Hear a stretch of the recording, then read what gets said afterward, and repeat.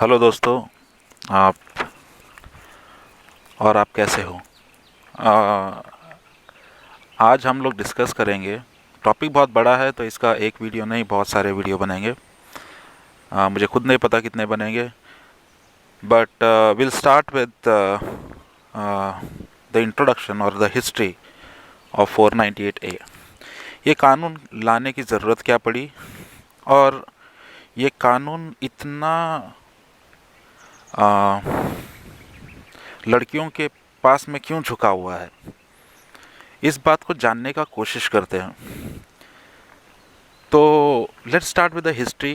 Today's topic is the relation between 498A and the kerosene stove. सही सुना आपने। Kerosene stove एक ऐसा प्रोडक्ट जो एलपीजी से पहले महिलाएं यूज़ करती थी खाना बनाने के लिए।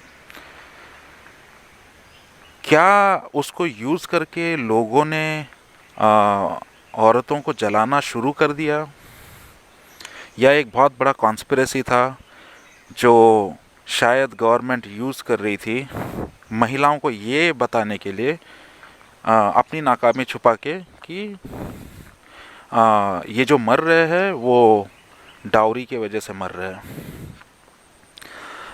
तो पहले शुरुआत से चालू करते हैं। हमको दो चीज़ें यहाँ पे समझनी चाहिए कि क्या इंडियन कल्चर में शादी के बाद में दहेज देने की प्रथा रियली है या नहीं है, या इसको ऐसे मार्केट किया है कि दहेज आ, देना और लेना ये परंपरा बहुत पहले से चालू थी। तो मैंने थोड़ा सा रिसर्च किया अबाउट द ऋग्वेद, और इसमें वेदास में ऐसा लिखा हुआ है कि दहेज या डाउरी असुर शादियों में दिया करते थे। असुर मतलब जो राक्षस है, वो लोग ही दहेज ले के शादी करते हैं। तो ऐसा बात है कि दहेज लेना हिंदू परंपरा में, क्योंकि यहाँ पे बहुत पहले से हिंदू लोग ही रहते थे, मतलब इंडिया में, तो दहेज लेना एक पाप माना गया है। सिर्फ राक्षस लोग ऐसे ऐसे काम करते हैं, तो परंपरा तो नहीं है। तो ये परंपरा आई कहाँ से? देखिए, होता ये है कि जो लड़कियां हैं उनको शादी के बाद, जिसकी शादी हो गई है, तो अपने माँ बाप के जायदाद में से कोई भी हिस्सा उनको नहीं जाता है, अकॉर्डिंग टू द रूल, जो परंपरा है। जो विल है माँ बाप का, उसमें से सिर्फ लड़कों को अपनी विरासत वो माँ बाप छोड़ के चले जाते हैं। लड़कियों को तो कुछ मिलता नहीं है। तो कुछ लोग, कुछ अच्छे लोग हिंदुओं के, वो लोगों ने अपने जायदाद का थोड़ा सा हिस्सा, या फिर कुछ ऐसे गिफ्ट्स जो लड़कियों को मिल जाए, क्योंकि मरने के बाद तो उनको तो कुछ मिलने वाला नहीं है, सारा कुछ भाइयों को मिलने वाला है, तो वो कुछ हिस्सा शादी के वक्त ही उनको दे देते हैं ताकि उनको कुछ मिले और वो खुश रहे। तो it was a willing gift, जिसको बाद में मार्केट ऐसे किया गया कि दहेज दिया जा रहा है। और बाद में जो जो इन चीज़ों के मार्केटिंग में आ गए, वो लोग थोड़े बहुत लोग डिमांड भी करने लगे कि हमको दहेज चाहिए। तो ऐसा कोई भी केस फिल्मों को छोड़ के ऐसा सामने नहीं आया है जहाँ पे माँ बाप, मतलब लड़कों के माँ बाप ने खुद होके दहेज मांगा है। ऐसा कोई ऐसा सामने नहीं आया कि तुम अगर नहीं दोगे तो शादी, जैसे फिल्मों में दिखता है ना कि अगर नहीं दोगे आप तो ये शादी कैंसिल। ऐसा कभी खुद होके हुआ नहीं है। ना ऐसा कोई न्यूज़ आया है, ना इसकी कोई। और मैंने बहुत सारे केसेस जो 498A के केसेस है, उनमें से मैंने देखा है कि 99 नहीं, सारे 100% केसेस जितने भी मैंने देखे हैं, मैंने करीब करीब केसेस के जजमेंट के रिकॉर्ड पढ़े हैं, दैट इज़ अराउंड 3000 जजमेंट्स अभी तक। और कोई भी केस में ऐसा नहीं है कि उन्होंने कोई प्रेशराइज़ किया या फिर शादी छोड़ने की धमकी दी, या ऐसा कुछ नहीं है। तो ये तो पहली बात तो बहुत बड़ी मिथ साबित होती है कि इतने सारे केसों में कुछ तो मिलना चाहिए जहाँ पे एक लड़का प्रेशराइज कर रहा है कि लड़की, कोई सबूत नहीं है, बस हवा में बातें। तो ऐसा कभी हुआ नहीं है। और फिल्मों पे जो मार्केट किया गया है कि ऐसे होता था, डाउरी डिमांड होती है और डाउरी डिमांड नहीं होते ही धमकी देना चालू करते, ये करते, ये सारी चीज़ें होती नहीं हैं। ये तो चीज़ हो गई दहेज की बात। अभी हिस्ट्री ऐसा है कि ये कानून आया कहाँ से। यहाँ पे एक बहुत इम्पॉर्टेंट चीज़ आ जाती है। 1975 इमरजेंसी जब लगी थी इंडिया में, तब एक बहुत ही अचानक से न्यूज़पेपर्स में आने लगा कि एक स्टोव के फट जाने से औरतों की मृत्यु होने लगी अचानक से। इससे पहले नहीं होता था, क्योंकि जो केरोसिन स्टोव है वो इंडिया में इंट्रोड्यूस हुआ 1970s में पहले, और ये सारे घरों में जाने लगा 1975 इमरजेंसी के टाइम को या फिर उसके बाद। और अचानक से स्टोव फटने लगे और उस चीज़ का कोई न्यूज़पेपर का ये नहीं आता था, क्योंकि 1975 इमरजेंसी के दौरान जो मैंने पढ़ा है कि सारे न्यूज़पेपर्स बंद थे, तो किसी को लिखने दिया नहीं जाता था उस बारे में। अब ये अफवाह है, क्योंकि मैं तो 1975 के टाइम पे मैं नहीं था और न्यूज़पेपर के न्यूज़ तो अवेलेबल नहीं है, क्योंकि न्यूज़पेपर में कोई लिखने दिया नहीं जाता था। तो ये हो गया, ये इंट्रोडक्शन की। स्टोव तो आते थे 1970 में इंट्रोड्यूस किया था और वो फटने लगे थे। जब इमरजेंसी ख़त्म हो गया तब न्यूज़पेपर में बाढ़ आनी चालू हो गई। सब लोगों के घर में स्टोव फट रहे हैं, ऐसा लगने लगा कि हर महिला के घर पे स्टोव फट रहे हैं। और जैसे ही कोर्ट वगैरह सिस्टम चालू हो गया तो लोगों ने आक्रोश जताना चालू कर दिया। लोग सड़कों पर आ गई, महिलाएं स्पेशली, कि महिलाओं का अत्याचार हो रहा है, महिलाओं को ये हो रहा है। फिल्में बनने लगी इन सारे टॉपिक्स पे। तो लोग ऐसा सोचने लगे कि यही सब कुछ हो रहा है और India is the biggest capital of dowry harassment. तो ये सारी चीज़ें होने का कारण क्या है, आप समझ लो। ये पब्लिक को ब्रेन वॉश करने का एक तरीका है पॉलिटिकल पार्टीज़ का।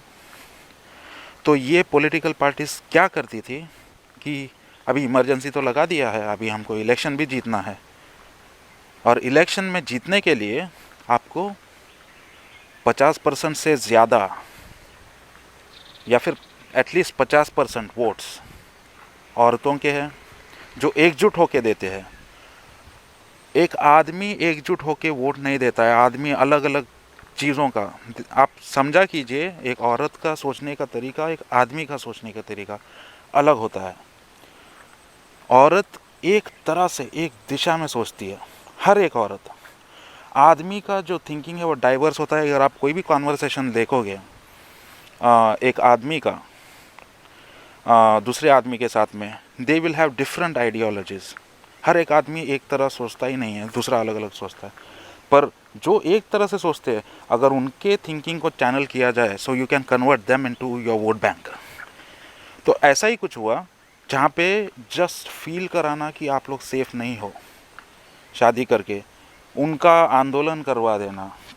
उनका अगर आप एक बात देखोगे कि आजकल किसान आंदोलन हो रहा है, ये आंदोलन करना कोई किसी गरीब के बस की बात नहीं है, कोई ऐसे रास्ते पे नहीं आ सकता है।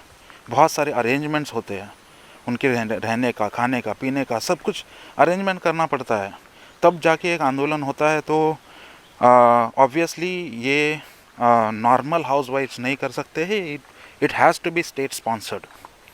तो ये आंदोलन भी स्टेट स्पॉन्सर्ड था। और डंकी की चोट पे मैं बोल रहा हूँ, क्योंकि जो भी मैंने रिसर्च किया है उनमें से मुझे ये पता चलता है कि this was a brain wash activity. बताना था कि डाउरी हो रहा है और महिला ये हो रही वो हो रही है, और हमने आके तुम लोगों को बचाया ये कानून बना के, तो आपको वोट मिलते हैं। तो 1983 में हुआ ऐसा था कि ये सब आंदोलन करके फिर गवर्नमेंट ने लॉ पास किया। लॉ के लिए पार्लियामेंट में बहुत झगड़ा हुआ, बहुत बहस हुई, और ये लॉ पास हुआ। रीज़न था केरोसिन स्टोव। अब एक इंटरेस्टिंग बात बताता हूँ इस केरोसिन स्टोव के बारे में। केरोसिन स्टोव आज भी दुनिया में यूज़ की जाती है, आज भी उतने ही फटते हैं। ये बहुत ही एक अनसेफ्ड गैजेट है खाना पकाने का। और जब उस केरोसिन के स्टोव पे ज़्यादा लोड पड़ता है तो आज भी पर डे 4000 लोगों की मौत केरोसिन स्टोव यूज़ करके होती है। और ये केरोसिन स्टोव से मौत जो होती है, इट वाज अभी भी यूज़ होते हैं south I mean African country, जो जो पिछड़े हुए कंट्रीज़ है वहाँ पे ज़्यादातर यूज़ होते हैं। और सबका देखा जाए तो 4000 के करीब पर डे मरते हैं लोग। तो 4000 लोग, और वहाँ उसमें औरतें ज़्यादा होती है क्योंकि इनका इस्तेमाल औरतें ज़्यादा करती है। तो अभी साउथ अफ्रीका में तो दहेज प्रताड़ना नहीं है क्या? साउथ अफ्रीका में भी हर दिन कोई 4000 लोग दहेज के लिए अपने औरतों को मार रहे हैं। ऐसा कोई षड्यंत्र है? अगर बस ये इंडिया में ही होता, अगर ये होता सिर्फ इंडियन कंट्रीज़ के लिए, तो आप सोच सकते हो कि ये जो आंकड़े हैं, स्टैटिस्टिक्स है, जिसका लिंक मैं डिस्क्रिप्शन में दे दूंगा और मैं इधर एडिट करके डाल भी दूंगा, तो आपको समझ में आएगा कि ये सारे जो आंकड़े हैं ये आते कहाँ से हैं। अगर बस इंडिया में ही था तो ये अफ्रीका में नहीं होना चाहिए। एक प्रोडक्ट का डिफेक्ट और उसके सेफ्टी मेजर्स को इंक्रीज़ करने के बजाय उस चीज़ को यूज़ किया गया था महिलाओं का एक ऐसा रूल बनाने के लिए जिससे गवर्नमेंट को वोट मिल सके। तो कोई दहेज प्रताड़ना हुई नहीं, और अगर दहेज प्रताड़ना हुई भी तो उसके कोई सबूत नहीं है। और जो भी गैस स्टोव फट के जो भी केसेस कोर्ट में चल रहे हैं, मैंने कुछ केसेस का खुद एनालाइज किया। उन केसेस में लोग अक्विट हो गए। जो बखेड़ा खड़ा किया था, स्टोव फट गया, स्टोव फटने के बाद में मौत हो गई, ये आदमी ने किया, दहेज के लिए किया, ये किया, वो किया, वो सारे लोग अक्विट हो गए। मेरी जानकारी में एक भी ऐसा केस नहीं है जो स्टोव फटने से हो गया और वो बाइज्जत, आई मीन स्टोव फटने से ये एक्सीडेंट हो गया और मौत का इल्ज़ाम डाला था हस्बैंड पे, और हस्बैंड को जेल हो गई। तो पते की बात यह है दोस्तों कि जो 498A कानून बना था वो गवर्नमेंट का एक तरीका था आपको बताने के लिए, जो महिलाएं हैं उनको बताने के लिए कि वो अनसेफ है, और हमने आपको बचा लिया। स्टोव फटते हैं, आज भी फटते हैं।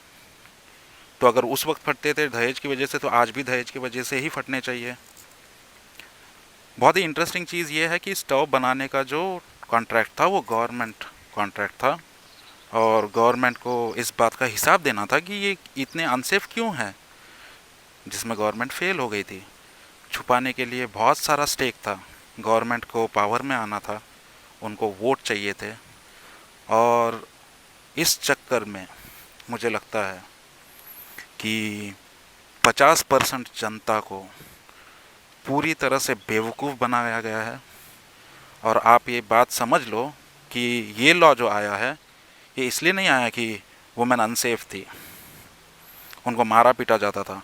झगड़े आर्ग्यूमेंट आज भी होते हैं, मारपीट आज भी होती है। वो नहीं होना चाहिए, उनको सज़ा मिलना चाहिए, पर मारपीट औरतें भी करती है, उन लोगों को भी सज़ा होनी चाहिए। तो लाख बात की एक बात है, आप लोगों को जो ब्रेन वॉश किया है, इसको खुले मन से, इस वीडियो को देखो, खुले मन से देखो, एक्सेप्ट करो इन बातों को, और जो औरतें हैं वो भी एक्सेप्ट करें इन बातों को। और आंदोलन तो कोई खैर कोई करता ही नहीं है, आंदोलन तभी होते हैं जब स्टेट चाहती है या जब पॉलिटिकल पार्टीज चाहते हैं, तभी आंदोलन होते हैं। क्योंकि आंदोलन करना, अगर मैं सड़क पे निकल जाऊं, कोई मेरे साथ नहीं आएगा, मुझे ये बात पता है। जब स्टेट स्पॉन्सर्ड है, उनको मुद्दा बनाना है वोट के लिए, तभी आंदोलन होते हैं, नहीं तो आंदोलन होते नहीं हैं। तो दोस्तों, मैं हूँ आपका दोस्त, और मैं ये बात कहना चाहता हूँ कि आप एक काम कर सकते हो, आप अपने वकीलों को जमा करो, उनके पास में जाओ, पुरुषों को बोल रहा हूँ, और आप उनके थ्रू एक PIL फाइल कर दो सुप्रीम कोर्ट में against a verification of 498A। कैसे शुरुआत हुई, और हम लोगों को जानने का अधिकार है। अगर ये लॉ को हमको फेस करना है, और औरतें हमारी इज्जत की, आबरू की धज्जियाँ उड़ा सकती है, ये पुरुषों के रेप के बराबर है, जो कि कोई उस बारे में इतने इंटेंसिटी से बात ही नहीं करता है। तो आप लोगों को मैटर्स अपने हाथ में लेना पड़ेगा, एक PIL फाइल कर दो सुप्रीम कोर्ट में। हमको जानना है एक्चुअल में हुआ क्या था, क्यों ये 1983 में, इसकी सच्चाई, हमको एक रिपोर्ट चाहिए। पॉलिटिशियंस आपकी मदद नहीं करेंगे, क्योंकि 50% वोट का सवाल है। अगर ये मुद्दा पॉलिटिशियंस उठाते हैं पार्लियामेंट में, तो औरतें उनको वोट करना बंद कर देंगी, क्योंकि लोग इस बात के लिए अभी तैयार ही नहीं है। इस तरह से ब्रेन वॉश हुआ है कि दहेज होता ही है, दहेज प्रताड़ना होती ही थी, लोग मरते थे, लोग दहेज के लिए मार डालते थे अपने बहू को, बीवी को। ये इतनी तरह से ब्रेन वॉश, इतनी अच्छी तरह से ब्रेन वॉश हुआ है कि अगर अगर कोई पॉलिटिशियन उठ के बोलेगा ऐसा होता ही नहीं था, तो औरतें गुस्सा होकर उनको वोट करना बंद कर देंगी। तो लाख बात की एक बात है, आप PIL फाइल कीजिए, इस चीज़ का सच बाहर निकलना चाहिए, जो भी सच है। तो मैं मेरी तरफ से कोशिश करूँगा PIL करने के लिए। अगर आप लोगों के पास में कोई भी सुन रहे हैं, तो आप लोगों को अगर इस आंदोलन में आना है तो PIL फाइल करो। रास्ते पे आके कुछ नहीं होगा, कोई कुछ आपकी मदद नहीं करेगा। हम लोगों को अधिकार है कि इस बात का सच हम तक पहुँचे। और हाँ, वैसे वीडियो को लाइक करो, शेयर करो, आप लोगों की सपोर्ट की बहुत ज़रूरत है मुझे। मैं बहुत सारे वीडियोस लेके आऊँगा, और बहुत सारे रीज़न्स है 498A के बारे में, उसका डिस्कशन अगले वीडियो में करते हैं। Bye bye.